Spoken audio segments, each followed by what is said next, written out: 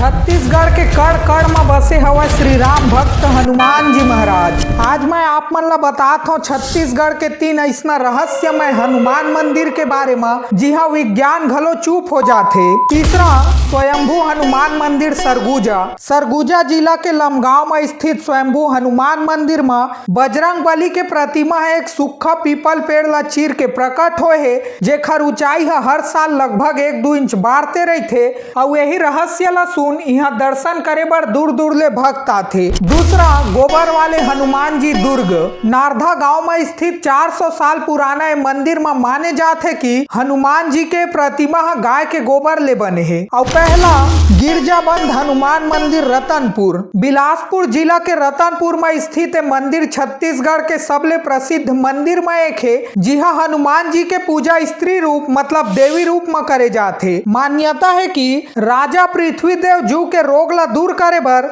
बजरंग बली हा सपना में ओला यही रूप में दर्शन दे रहीस। तो एक कमेंट में आपो मन प्रेम से लिख दो जय श्री राम। और अगर हमारी रील अच्छा लगी तो लाइक फॉलो शेयर घलो कर देहू।